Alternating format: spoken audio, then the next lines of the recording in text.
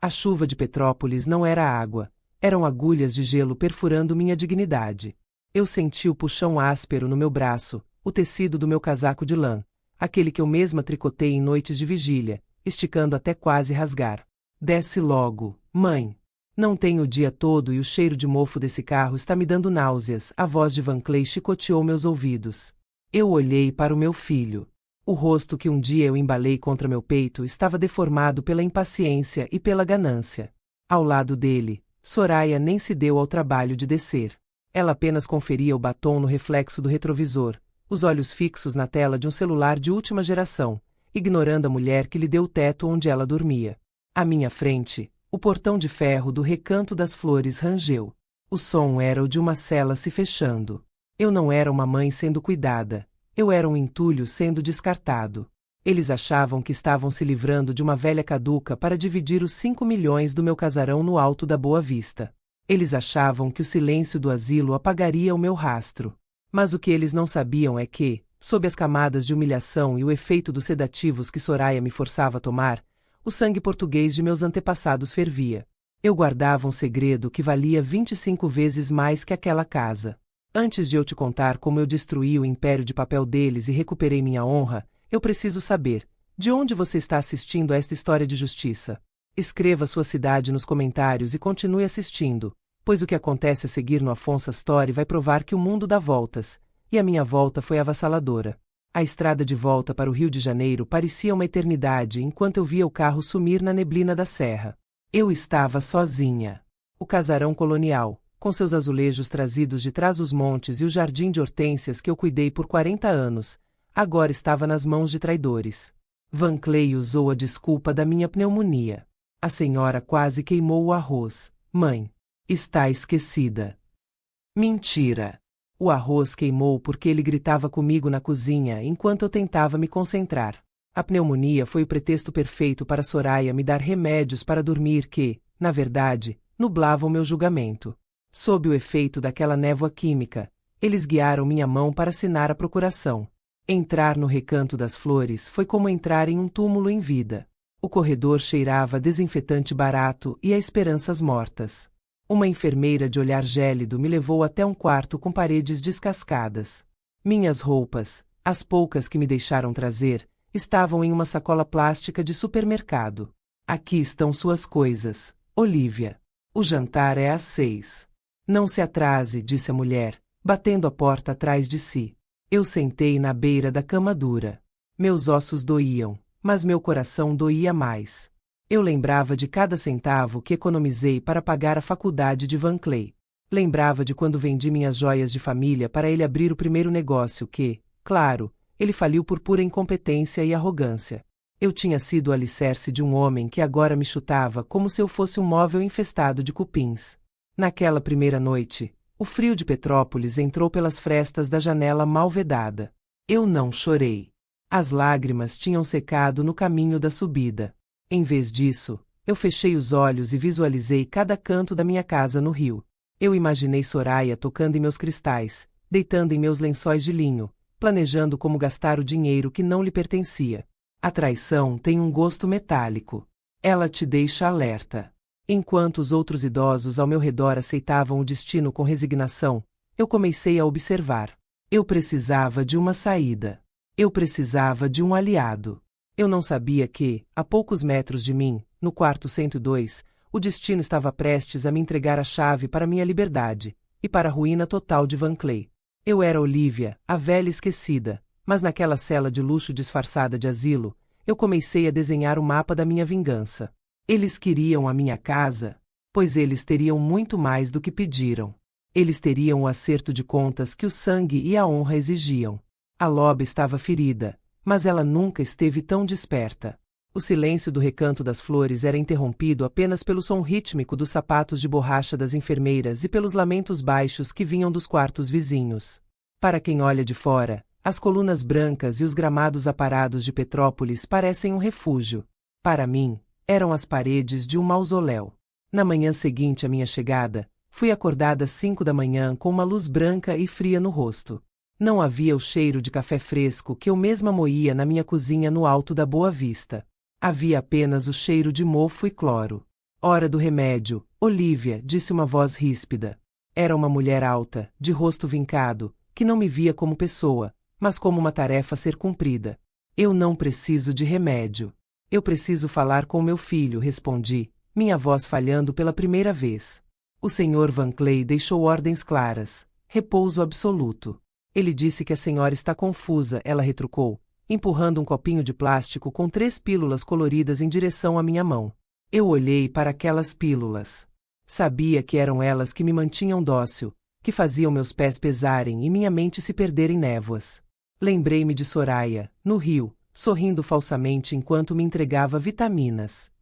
A crueldade deles era estratégica. Eles não queriam apenas o meu dinheiro, eles queriam apagar a luz dos meus olhos para que eu não pudesse testemunhar o roubo de uma vida inteira. Passei os dias seguintes em um estado de vigília dolorosa. Eu me sentava no pátio central, cercada por outros que, como eu, foram descartados. Ali, o tempo não passava, ele se arrastava como uma criatura ferida. Meus pensamentos voavam para minha casa. Eu via, em minha mente, os azulejos de trás-os-montes sendo riscados por móveis novos e vulgares que Soraya certamente compraria. Eu sentia o cheiro das minhas hortênsias sendo sufocadas pelo descaso. O sacrifício de uma vida inteira passava diante dos meus olhos como um filme de terror. Lembrei-me de quando Van Clay era pequeno e teve uma febre altíssima. Passei 3 noites em claro, rezando e resfriando seu corpo com panos úmidos. Lembrei-me de quando trabalhei em 2 empregos, costurando até as mãos sangrarem, para que ele pudesse ostentar roupas de marca e frequentar as melhores escolas do Rio. Eu o protegi do mundo, mas não soube protegê-lo da própria ganância. A humilhação atingiu o ápice quando tentei usar o telefone da recepção. Quero ligar para o meu advogado, pedi a uma jovem secretária que mascava chiclete enquanto olhava o Instagram. A senhora está bloqueada para chamadas externas. Dona Olivia. Ordens do seu tutor, ela respondeu, sem sequer tirar os olhos da tela. Tutor. Aquela palavra queimou como ácido. Meu filho havia me tornado uma incapaz perante a lei para que ele pudesse ser o dono do meu suor. Eu voltei para o meu quarto e, pela primeira vez, a raiva começou a superar a tristeza. A tristeza te deixa fraca. A raiva te dá um propósito. Eu comecei a fingir que engolia os remédios. Guardava-os sob a língua e os cuspia no vaso sanitário assim que a enfermeira saía. A névoa começou a dissipar.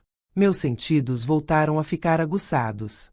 Foi então que percebi que não estava sendo vigiada apenas por carcereiros, mas por alguém que compartilhava o mesmo destino sombrio que o meu. Em uma tarde de neblina densa, conheci Tarsila. Ela era a única enfermeira que não evitava o meu olhar. Enquanto trocava os lençóis da minha cama, ela sussurrou, quase sem mover os lábios. Ele colocou a placa ontem. Olivia. Vende-se. 5 milhões de reais. Estão dizendo que ele já tem um comprador da Barra da Tijuca interessado. Meu coração parou por um segundo. A traição agora tinha um preço de mercado. Van Clay estava leiloando as memórias de meu marido, as relíquias de meus pais e o meu único refúgio por moedas de luxo para sustentar a vida fútil de Soraya. Eles acham que eu estou morta, Tarsila, eu disse, segurando a mão dela com uma força que eu nem sabia que ainda tinha. Eles acham que a senhora é um móvel velho, Dona Olivia. Mas móveis velhos podem esconder segredos que os novos nunca terão, ela respondeu, com um brilho de cumplicidade nos olhos. Naquela noite, eu não consegui dormir. Eu olhava para o teto descascado e planejava. Eu era uma prisioneira, sim. Estava sem dinheiro, sem telefone e sem família. Mas eu ainda tinha minha mente, e agora, tinha uma aliada silenciosa. O que eu não sabia era que, no quarto ao lado, uma mulher centenária chamada Úrsula guardava o fósforo que acenderia o incêndio da minha libertação.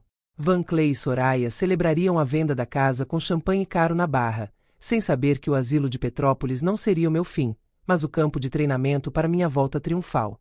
A justiça estava começando a ser tecida, fio por fio, na escuridão daquele quarto frio. O recanto das flores tinha um hábito cruel de tornar as pessoas invisíveis antes mesmo de elas partirem. No final do corredor, no quarto 102, vivia uma mulher que todos chamavam apenas de a Muda. Dona Úrsula estava lá há mais de 10 anos.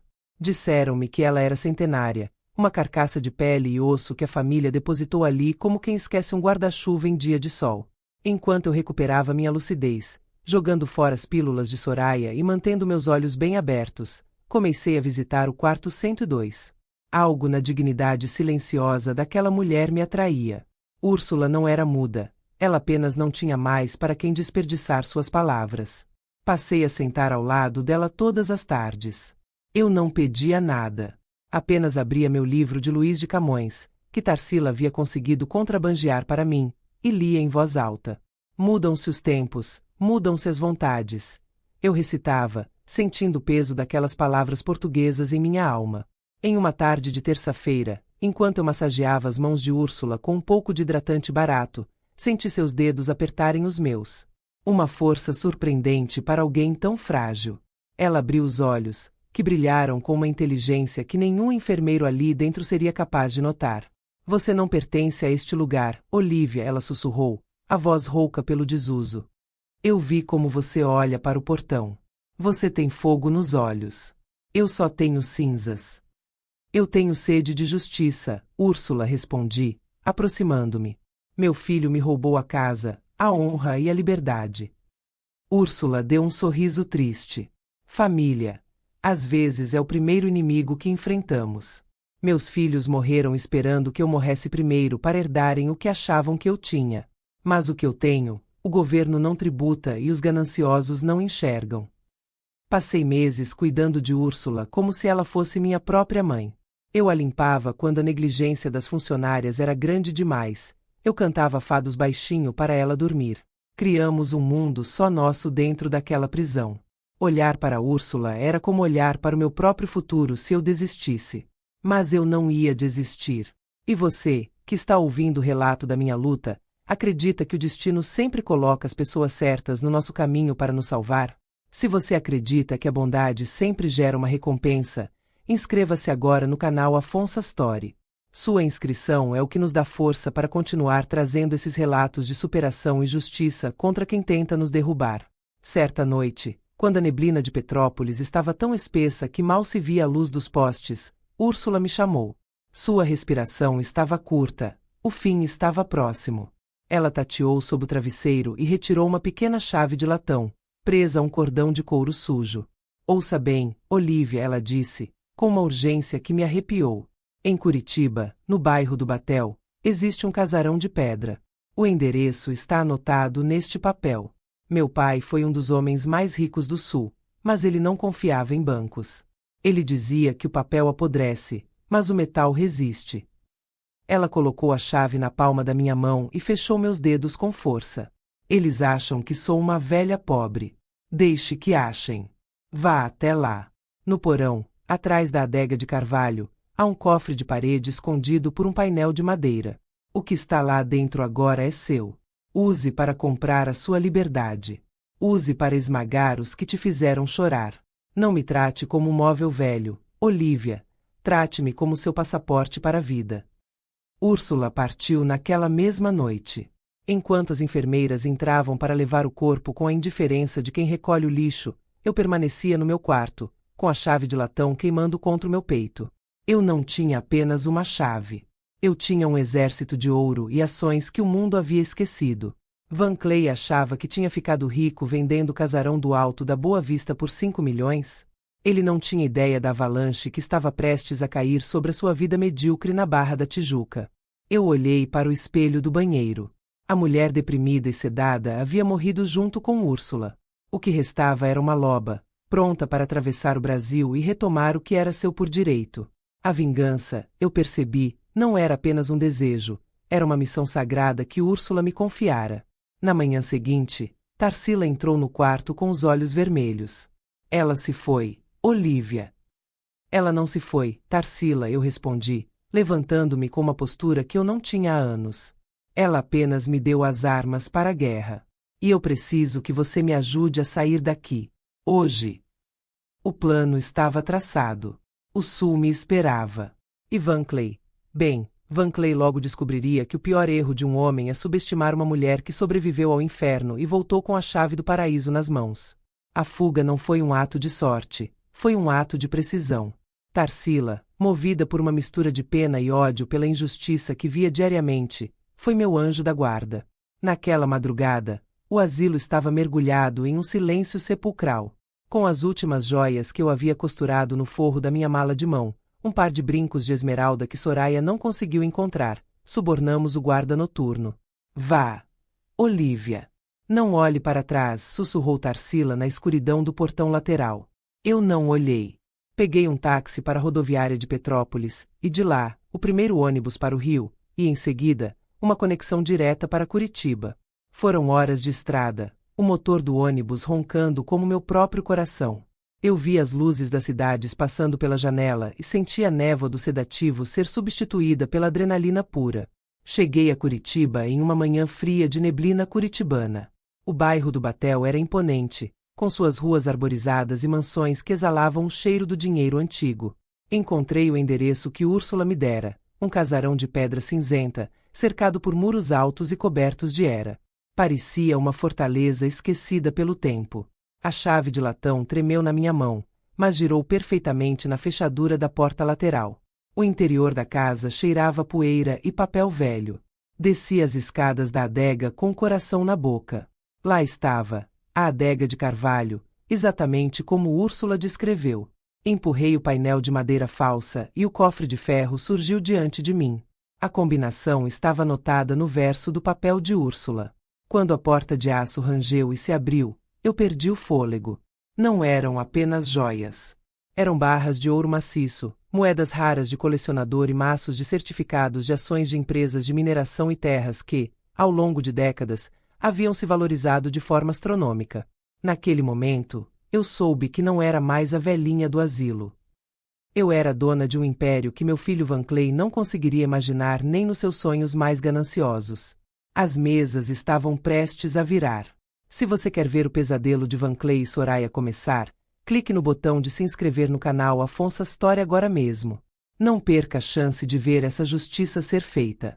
Eu não usei aquele dinheiro para comprar futilidades. Eu o usei como munição. Passei os meses seguintes em Curitiba me transformando. Contratei os melhores advogados do Paraná e do Rio, homens que não conheciam a palavra derrota. Recuperei minha saúde com tratamentos regenerativos e mudei meu visual. Troquei os vestidos velhos por roupas de alfaiataria que exalavam poder e discrição.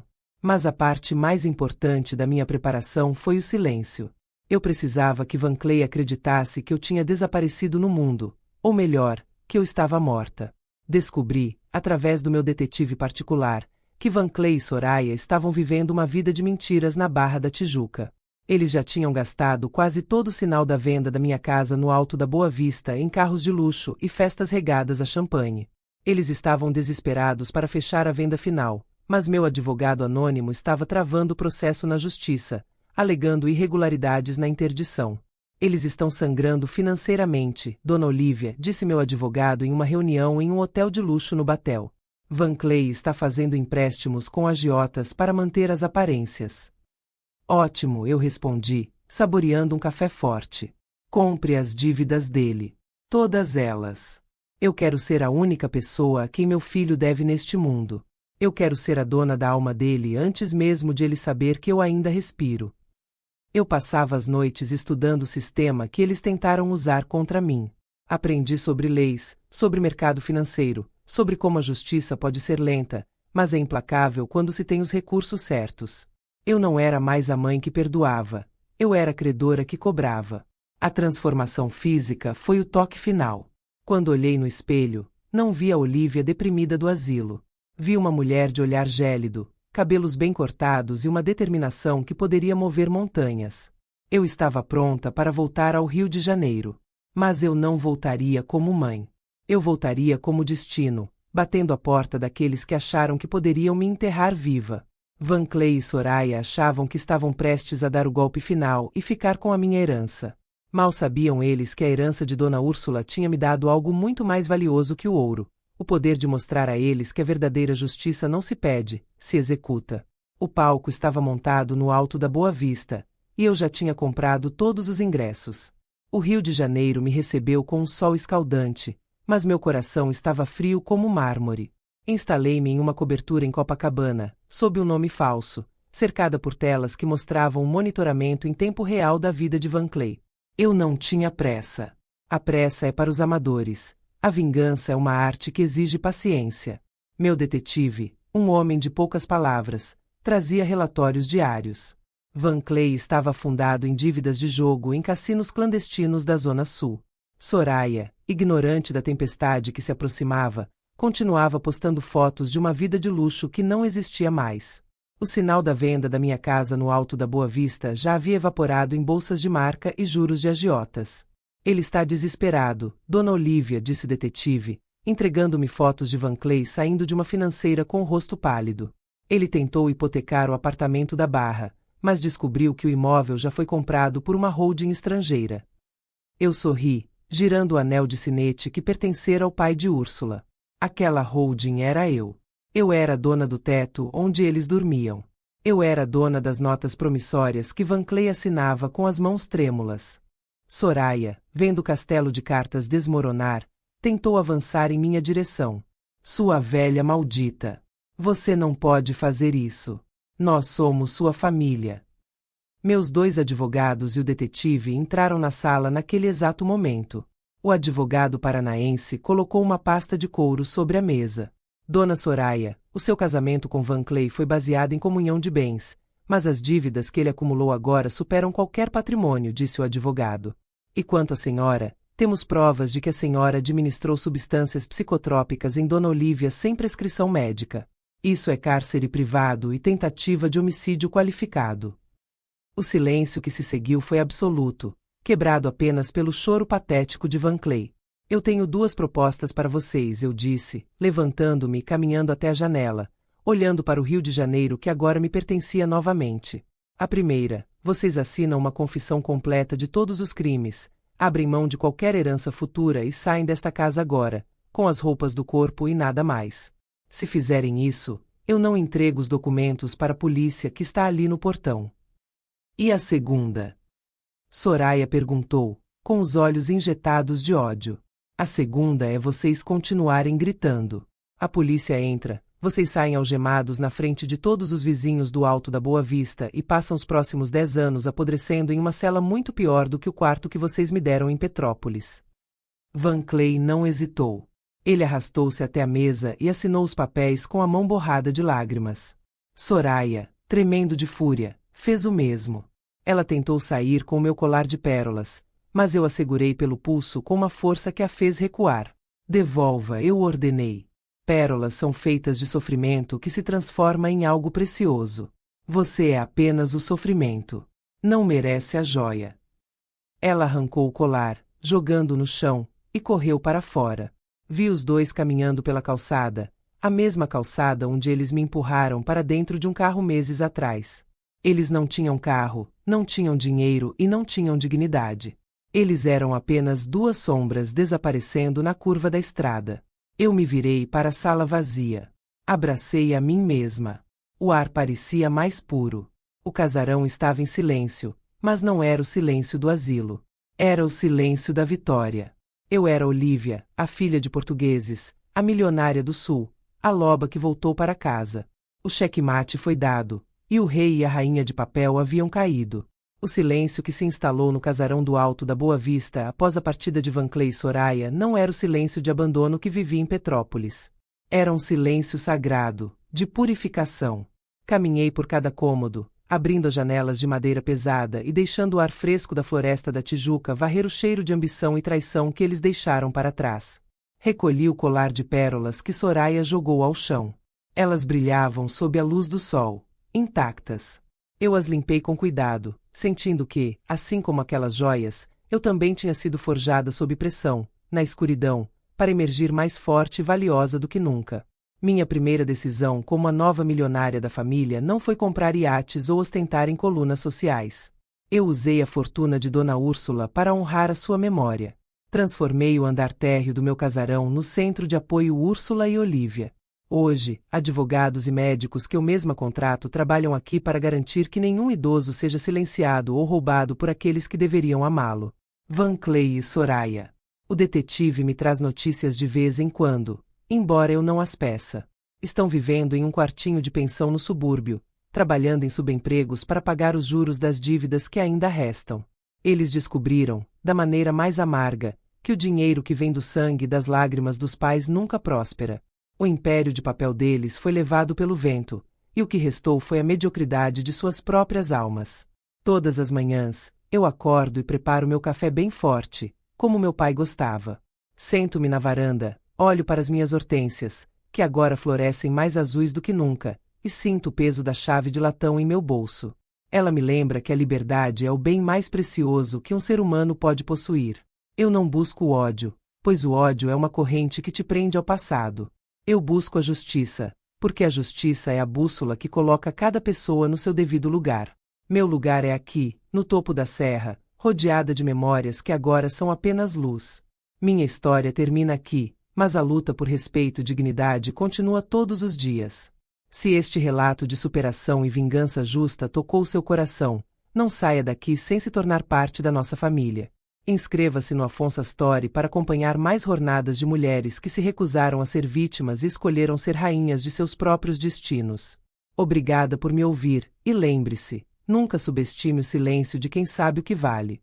Vejo você na próxima história.